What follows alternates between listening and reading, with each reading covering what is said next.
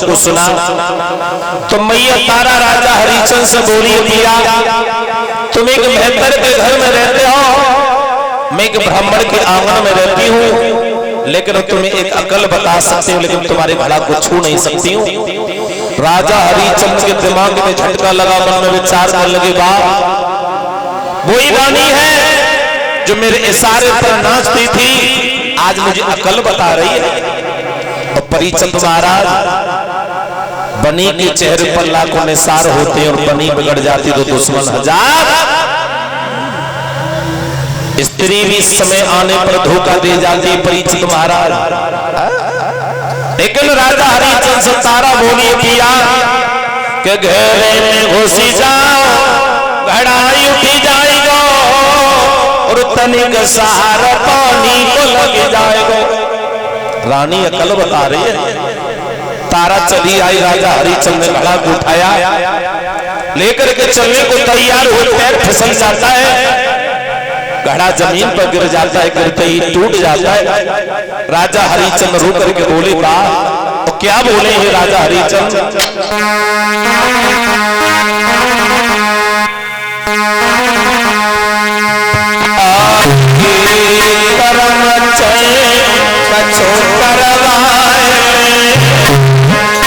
राजा हरिचंद रोए और रोनी पड़ी है राजा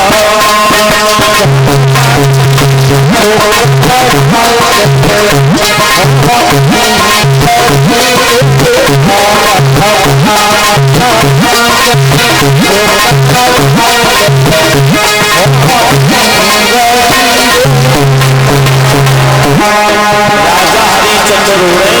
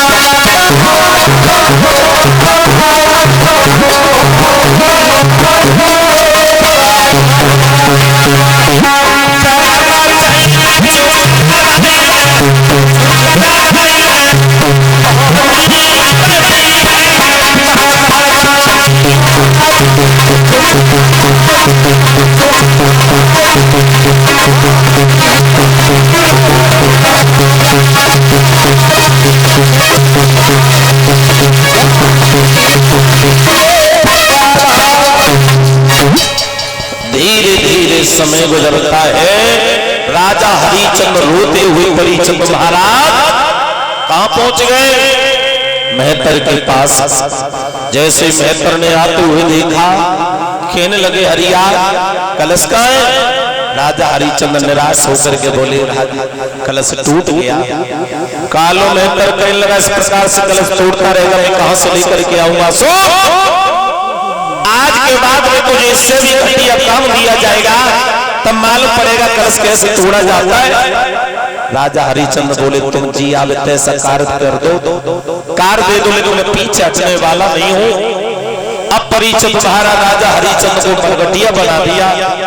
राजा हरिचंद्र पहरेदारी कर रहे हैं। उधर ब्राह्मणी बोली तारा तेरा बालक सारा दिन खेलने में रहता है, उससे कहो पूजा का दिन है फूल तोड़ करके लाए।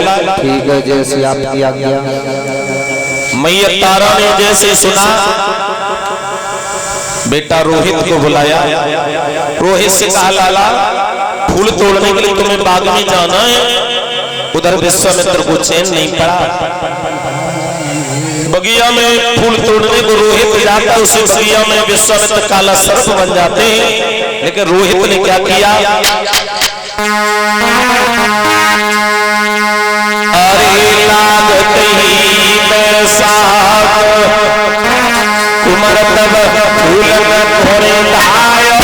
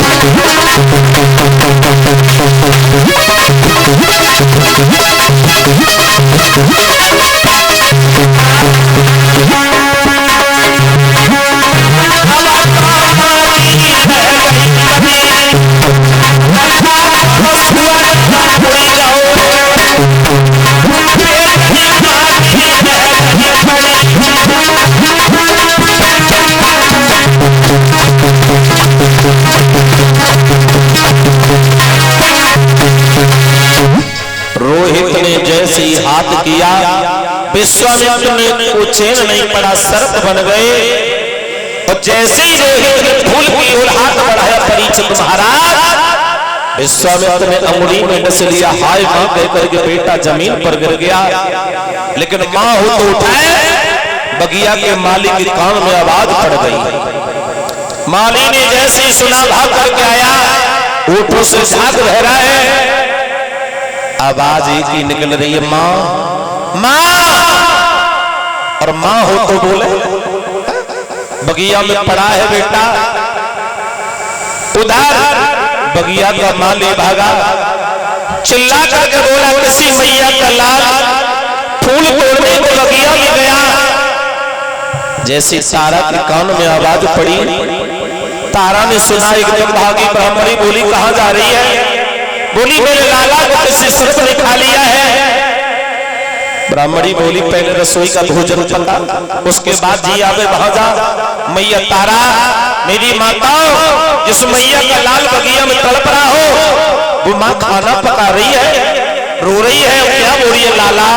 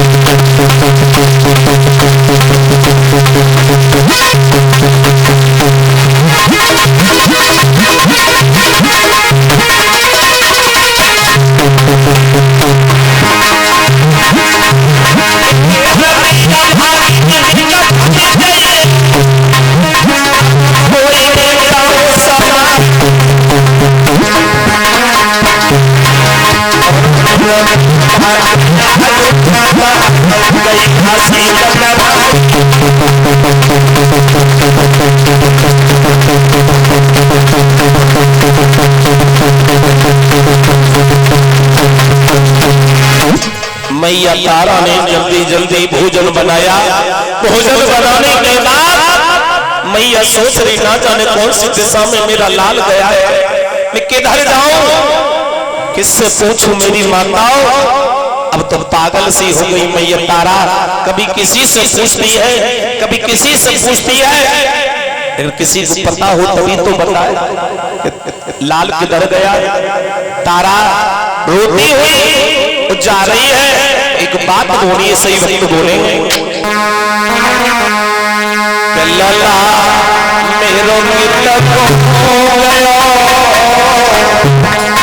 बिलखती फिरती है तारा मैया